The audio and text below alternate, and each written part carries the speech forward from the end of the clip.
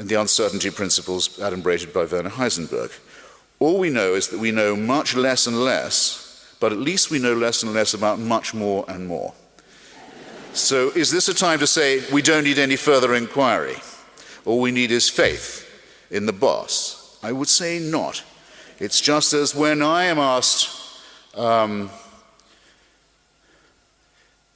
the question is put, is there free will? The believer will say yes, because we've been given it.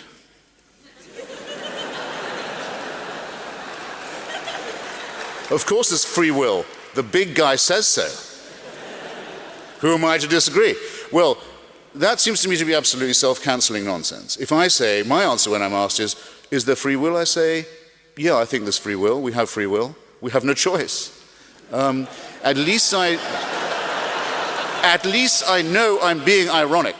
The people who say, free will, you've got to have it, it's a rule we've got to have free will. It says, don't even know they're being literal.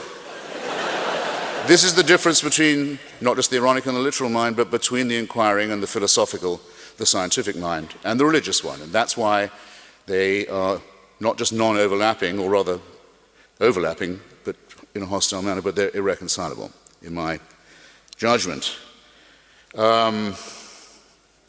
Socrates, like Jesus, may well not have existed. We don't have any absolute proof. He certainly, like Jesus, didn't write anything down. He only exists as a concept in the minds of his followers. I don't mind about that. It doesn't bother me, because I don't say that he died and my sins were as a result forgiven. Or that he didn't really die, so they're forgiven all over again, except that apparently he's got to come back and die again before, or the whole experiment has to be rerun to be convincing. No, I say what Socrates taught me is exactly that the definition of an educated person is knowing how little they know and being modest and humble in that sense, not in the sense of self-abnegation, but saying, please give me the strength to realize that I'm only on the first step of a voyage of inquiry and discovery. And that method is the one that has set more people free than any faith. Against this, again, the Prince of the Church will tell you, well, again, a rather totalitarian thought, love is compulsory. And you have to love someone who you also are forced to fear, in fact, who you're enjoined to fear. I've always found there's something rather creepy about the idea of compulsory love, let alone of someone who is a fear figure. It's a sinister idea, I think, a rather abject idea, a sort of sadomasochistic concept of a relationship. It's a prostrating idea, and it crucially devalues love by making it something that can be extorted, or that should be extorted. As well as poisoning the well of intellectual inquiry, it taints the well springs of our finer emotions. And now I've mentioned poison, I suppose I have to go from the macro, if you like, to the micro, to this very simple question that we're stuck with, and I must not trespass too much on the time I have with the Reverend Jones, but take the simplest case about whether our morality is innate or not. And every time I'm asked this question, if you didn't believe in God, how would you know what was good and what wasn't? Every time I'm asked to speak on this, the daily news allows me to give a different answer and give a different example. Take the simplest case of what I believe is innate, our instinct for our children. You don't have to be a parent to have this. You see a child trying to rush into the traffic. If you're not a parent, something tells you what you probably ought to be doing about it. The care and love and protection of children is instinct in us, in fact in many other species too that don't claim to be divinely ordered around. It's something we all share without having to have it explained to us. We may say that that those who don't have it, the psychopaths who don't seem to have it, or who take delight in breaking this commandment or rule, we say that they're bestial, but again I refer you to the animal kingdom that doesn't allow such transgressions. Now, our whole culture is currently being convulsed, rightly I think, over an offense committed more than 3 decades ago against a young woman of 13, a girl of 13, by a famous man. who was stupid enough to try and sue Vanity Fair and thus incurred my curse and displeasure. It's good that such an argument could go on for so long, I think, legally and morally, because it shows that individual rights are paramount too, just as it was right that France should convulse itself and suspend all other business until the question of Captain Alfred Dreyfus had been settled one way or another. It shows not just that justice is important, but that the individual is the only unit of currency in which this kind of thing can be discussed. Now, the very best I found you can say in Mr. Polanski's defense would be that there was some kind of sick complicity involved, that either the girl or her ambitious parents or the general context of permissiveness or something of the sort gave him the feeling that it was probably okay or not that bad to give her a muscle-relaxing drug as well as some booze. And then don't ask yourself why he wanted her muscles relaxed, please, because then you'll have to read the court transcript and you'll find out. And it's pretty horrifying.